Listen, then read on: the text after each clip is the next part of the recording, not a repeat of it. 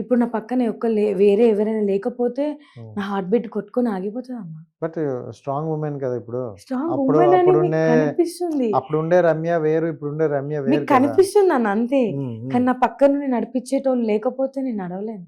ఇప్పటికి సన్నీ నా తమ్ముడు వాడొచ్చి నా పక్కన నిలబడందే నేనిక్కడ ఉండలేను. కానీ హ్మ్. మీరే చూస్తున్నారు గదా! నా అయిపోయేదాకా వాడు అక్కడే ఉన్నాడు. హ్మ్. సో, నాకు ఆ పక్కన ఉన్న సపోర్ట్, ధైర్యం గాబట్టి నేను మీకిక్కడ కనిపిస్తున్నా.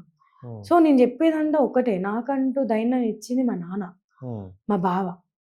నీకేదనిపిస్తే అది జెప్పాలి అంతే అని ధైర్యం ఇచ్చిండు. అట్లాంటి ఫేస్‌లో నేనొక్కటే చెప్తా. మీకనిపిచ్చింది చెప్పేయండి. అది అమ్మకైనా, నాన్నకైనా. హ్మ్. వాళ్ళేదో అనుకుంటరు, వీళ్ళేదో అనుకుంటారని జెప్పేసి నువ్వు ఆగిపోతే అది అక్కడే ఆగిపోతారన్న. హ్మ్. నీకొక అబ్బాయి నచ్చలేదా? నచ్చలేదని జెప్పు. అమ్మ వాళ్ళకి జెప్పు. లేదా నాకొక అబ్బాయి ప్రపోజ్ అయితే డైరెక్ట్ వాళ్ళ అమ్మోళ్ళకే పోయి చెప్పిన రోజులున్నాయన్న. ఇప్పుడు మీరు ఇంటర్వ్యూ చూస్తే గూడా వాళ్ళకు తెలుస్తది. నా దగ్గరకొచ్చి నన్ను పెళ్లి చేసుకుంటా అని అడిగినోళ్ళున్నారన్న. హ్మ్. వాళ్ళకి గూడా డైరెక్ట్ వాళ్ళ ఇంటికి తీసుకెళ్ళి గూడా చెప్పిన రోజులున్నాయి. హ్మ్.